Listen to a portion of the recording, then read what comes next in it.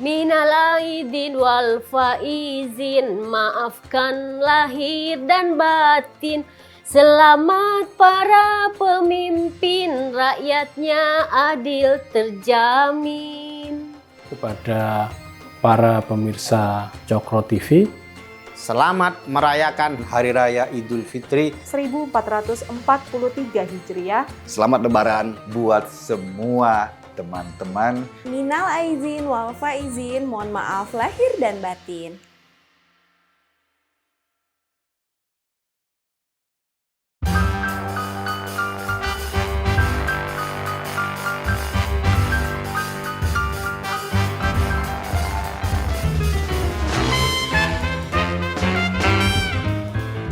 Saya ingat waktu saya kecil, saya tuh banyak bertanya di dalam kepala saya, nggak tahu saya mungkin orang aneh ya. Ada kebingungan di saya. Ini yang masuk surga itu Islam, Kristen, Hindu, Buddha, atau ada agama dan kepercayaan lain yang saya nggak kenal. Itu sampai beberapa tahun itu ada di dalam pikiran saya pertanyaan tapi nggak berani saya ungkapkan. Untuk apa saya sibuk melihat dan mengamati petunjuk orang lain jika saya tersesat di jalan saya sendiri? Jadi lebih baik saya melihat diri saya sendiri dan berjalan sesuai dengan petunjuk dan arah dari kompas yang diberikan daripada saya sibuk melihat kompasnya orang lain. Itu yang saya pahami sekarang. Dan ternyata ketika kemudian saya mulai memahami itu, saya juga melihat fenomena lain di Indonesia. Banyak hal terjadi ketika bermain di media sosial. Ketika saya berbicara kepada mereka-mereka yang sibuk tentang menonjolkan keagamaannya mereka kepada orang lain, bagaimana bisa kamu memaksa orang lain untuk masuk kepada apa yang kamu yakini, sedangkan dia juga punya sesuatu yang mereka yakini. Dan ternyata itu bukan cuma ada dalam pikiran, itu mereka tunjukkan di dalam bentuk tindakan, perilaku. Sekitar tahun 2012 kalau saya tidak salah ya, itu ada penyerangan terhadap jemaah Ahmadiyah di Cikesik, Banten. Dan beberapa orang mati. Hanya karena dia dianggap salah dalam menjalankan apa yang dia yakini. Tahun 2012 juga kalau nggak salah ada pengusiran jemaah Syiah di Sampang, Madura. Itu belum kita bicara tentang bagaimana mereka mempersekusi orang-orang yang punya keyakinan yang berbeda ketika ingin bangun rumah ibadah. Pengusiran, persekusi, terus intimidasi dan banyak hal. Kenapa? Pertanyaannya buat saya. Kenapa ada orang yang merasa dirinya paling benar dan menganggap bahwa orang lain itu tidak benar? Dan ketika mereka disenggol sedikit saja, mereka menjadi marah. Seakan-akan betul-betul dizolimi. Nah, ini yang kemudian saya coba telaah. Di dalam medsos pun saya mencoba memunculkan sifat-sifat asli mereka dan ternyata betul mereka baperan. Saya mengenal Mas Guntur Romli 2005-an. Saya sering membaca. Mas Guntur Romli adalah seorang Gus Durian. Kita mengenal almarhum Gus Dur sebagai seorang yang pluralis dan merubah tatanan di dalam keberagaman kita sehingga akhirnya kita menjadi satu semuanya, tidak ada yang lebih di dalam tatanan kebernegaraan.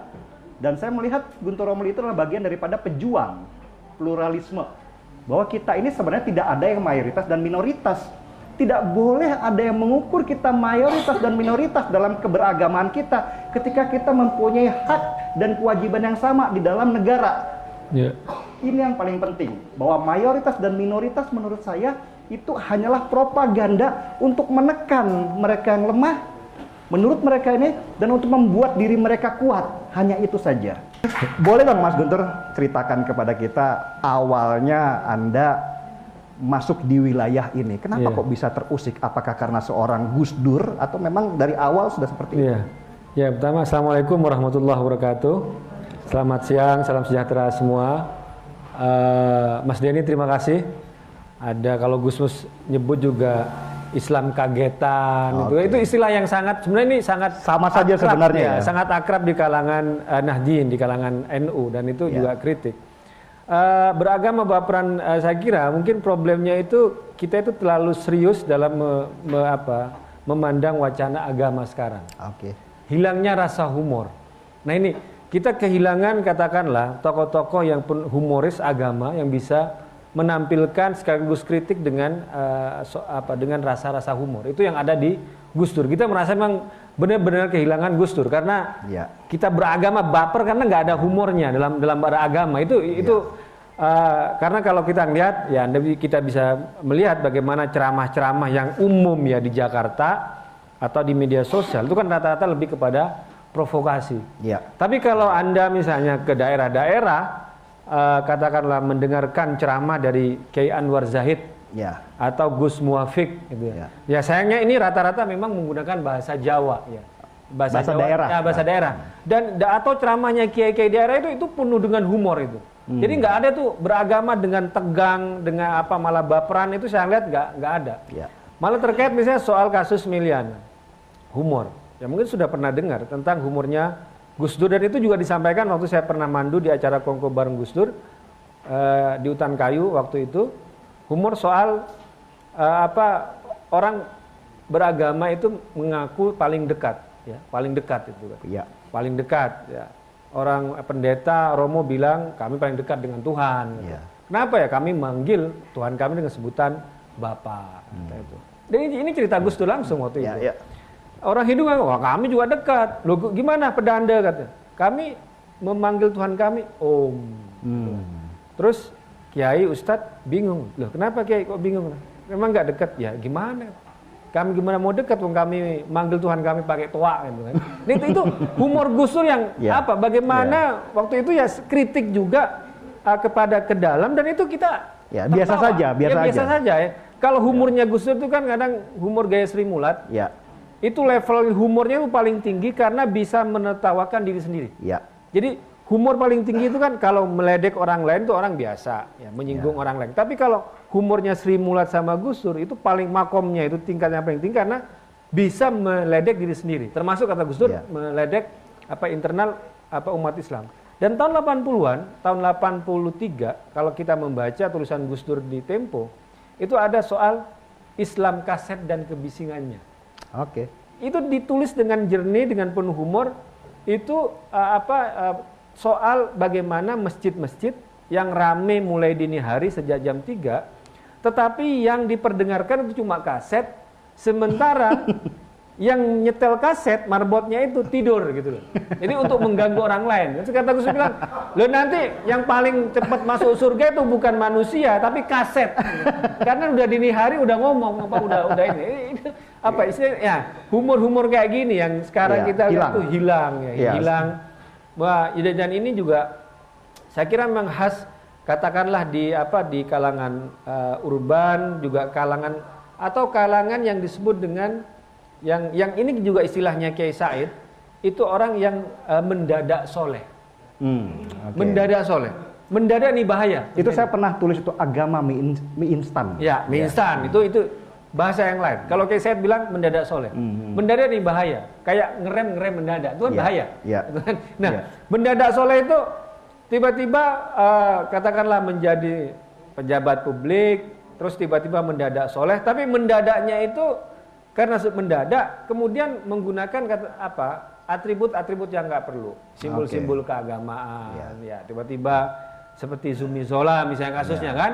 Mendadak soleh sebelumnya jadi artis katakanlah yang bagaimana kehidupannya, terus mendadak soleh ketika menjadi seorang gubernur menggunakan simbol-simbol keagamaan, orasi luar biasa menampakkan bahwa dia kayak soleh benar, ternyata yang kita tahu gitu kan. Nah, mendadak soleh itu memang kalangan katakanlah di kalangan yang mendadak, orang-orang mendadak atau yang khas baperan itu memang pengetahuan keagamanya menurut saya itu yang kurang menurut saya. Ya, jadi kalau di Jawang istilahnya karateka ban putih gitu kebanyakan nantang orang di jalanan kan gitu kan.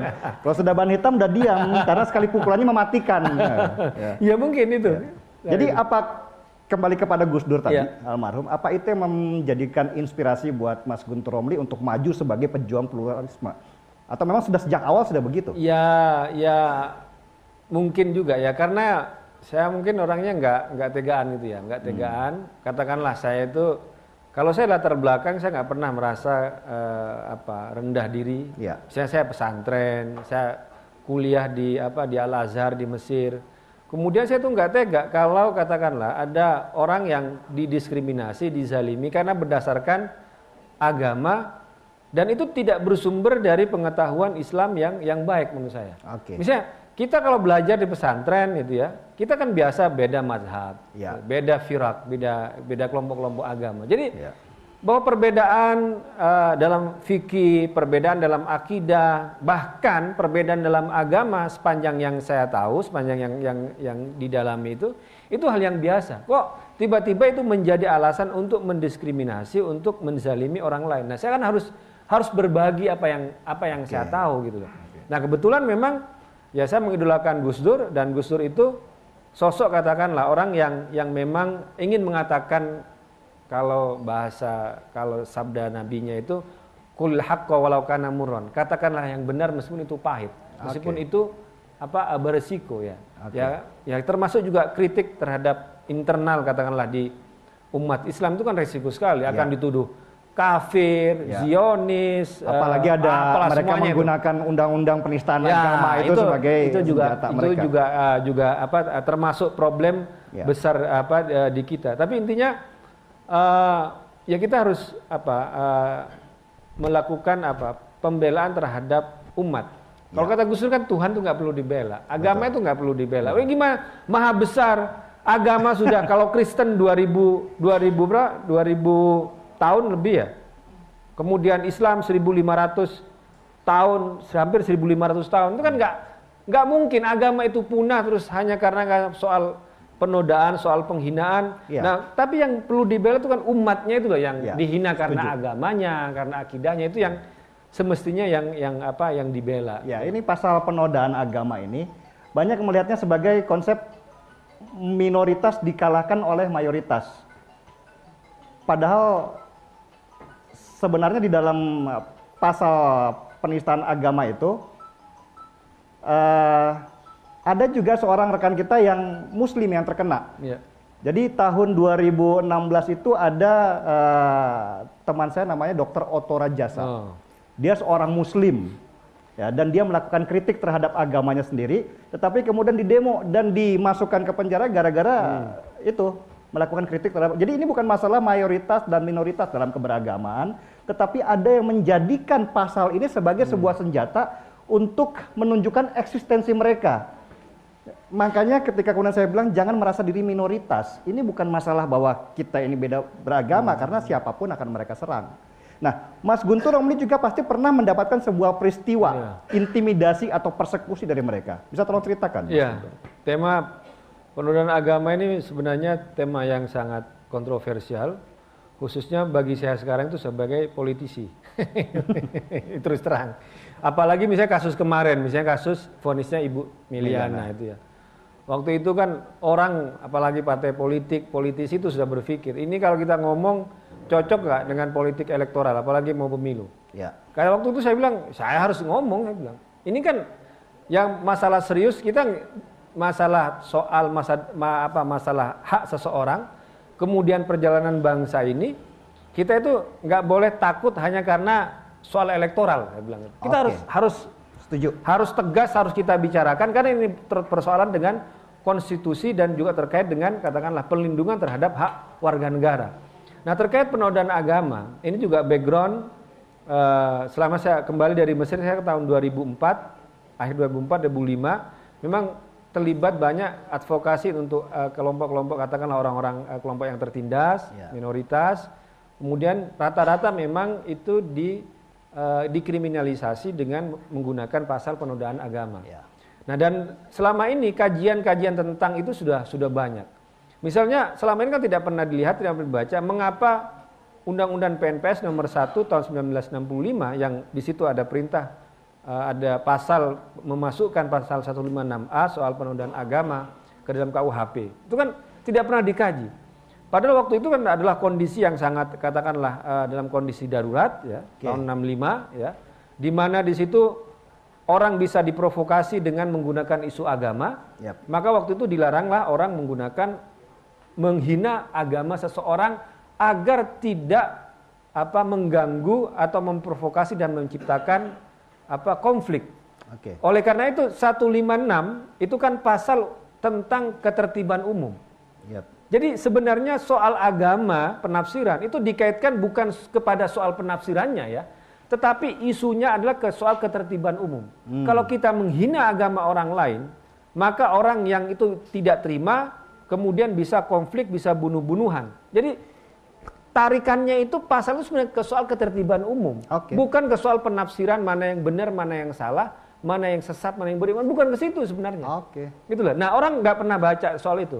Kemudian juga yang dihilangkan ya, Mas Denny ya, dalam Undang-Undang Penodaan Agama, dan itu juga dikuatkan dalam putusan MK, meskipun menolak revisi pasal penodaan agama di Judicial Review itu tahun 2012, bahwa penggunaan pasal 156A itu tidak bisa dilepaskan dari Undang-Undang PNPS tahun 1965 yang pasal 2-nya itu adalah sebelum katakanlah penegak hukum ya melakukan penindakan pemidaan terhadap orang yang dituduh melakukan penodaan agama, itu yang harus dilakukan adalah memberikan peringatan, teguran yang keras. Oke. Jadi nggak ujuk-ujuk langsung seperti kasus Ahok, seperti kasus Dr. Otto, Iya. tiba-tiba langsung masuk Masukkan. pidana. Enggak, itu aturannya itu ada dalam Undang-Undang PNPS itu. Harus diingati. Kalau dia diingati nggak mau, baru proses selanjutnya adalah masuk ke dalam pidana. Nah ini kan orang nggak pernah tahu gitu. Sekarang yang terjadi adalah pasal 156A hanya dijadikan oleh kelompok yang mengaku mayoritas ya untuk membungkam atau untuk melakukan senjata politik terhadap lawannya. Ya. Kasus Ahok jelas sekali. Ya. Bagaimana Ahok dijatuhkan Ya. dengan pasal 156A ya kan? Ya. Dengan soal penodaan, dan lagi framing juga tidak ada istilah penistaan agama. Kalau kembali kepada undang-undang itu adalah penodaan agama. Tapi kan kita semua bilang penistaan agama. Jadi penistaan Apa kan itu lebih kejam. framing Itu. secara politik? Secara politik. Karena kan penistaan agama kan lebih menakutkan daripada penodaan agama. Oh, Tapi oke. kata aslinya itu adalah penodaan agama, bukan penistaan agama. Gitu. Ya. Jadi inilah yang dijadikan kriminalisasi dengan menggunakan pasal-pasal itu. Tapi gitu. Mas Guntur, Ya. kecilnya saya terus terang tidak ada masalah, benar ya? Kecil kita mungkin sekitar tahun 80, 90 ya, berarti usia saya 20 kalau gitu. Ya. Itu nggak pernah ada pembicaraan masalah pertentangan masalah agama. Saya bermain dengan semua teman-teman saya tanpa ada pembicaraan tentang agamamu apa. Tiba-tiba sekarang teman-teman SMA saya, teman-teman SMP saya itu selalu sibuk berbicara tentang ayat dan kemudian bilang bahwa wah kita yang paling benar dan segala macam. Menurut Mas Guntur Romli, apakah ini fenomena? Karena saya tidak pernah melihat itu di Nahdlatul Ulama terus terang. Yang kita lihat bahwa NU dari dulu tidak pernah berbicara kami umat Islam. Ya, kita harus flashback lagi. Kami Nahdliyin, ya. Tetapi sekarang ada orang-orang yang selalu berbicara bahwa kami umat Islam seakan-akan mewakili agama ini. Nah, ini fenomena atau memang ada bagian daripada serangan ideologi ke umat-umat Islam di Indonesia, Mas Guntur? Yaitu kalau kembali ke istilahnya Gusmus itu fenomena Islam anyaran. Islam yang baru. Ribon Maslem kalau istilah yang kajian sosiologisnya itu kan. Islam anyaran memang katakanlah orang-orang yang baru menemukan Islam atau gairah Islamnya sedang tinggi-tinggi. Kemudian ya lebih kepada simbol. Misalnya orang ngaku hijrah ya sekarang. Misalnya itu orang yang fenomena sekali. Untuk menyatakan bahwa dirinya hijrah itu bagaimana? Maka paling cepat dan paling kelihatan adalah menggunakan simbol-simbol agama. Kalau perempuan menggunakan jilbab misalnya. Kalau laki-laki Daster. pakai gamis atau pakai jenggot. Itu pokoknya istilahnya simbol. Harus ada yang sesuatu yang terlihat. Harus ada. Atau menggunakan istilah Islam. Padahal kalau kita kembali kepada sejarah bangsa ini ya, itu tidak ada yang menggunakan Islam. Nahdlatul Ulama itu kan mana menggunakan Islam? Ya. Nahdlatul Ulama, kebangkitan ulama. Muhammadiyah, Ya. pengikut Nabi Muhammad istilahnya itu kan. Tapi kan fenomena itu kan baru Front Pembela Islam, itu kan baru-baru itu. Forum Umat Islam, berarti organisasi anyaran kita bilang kan. Gitu kan. Jadi kalau yang bahkan pesantren pun dulu ya, saya mengutip Gus Dur bahwa itu tidak menggunakan kata-kata atau nama-nama Arab atau nama-nama Islam. Oke. Pesantren Tebu Ireng, pesantren Sekorjo, pesantren Lirboyo, Oke. ya pesantren Tegal Rejo, ya banyak sekali. Kenapa? Itu kan dari nama desa. Ya. Setelah itu baru dengan menggunakan istilah nama. Kenapa? Karena saya tanya, Gus, jadi kenapa Gus itu kok ada pesantren yang setelah itu memakai nama? Iya, itu kan gara-gara Departemen Agama tuh mau ngasih surat, pesantren itu harus punya nama. Akhirnya harus namanya apa? Bahrul Ulum, Darul Ulum,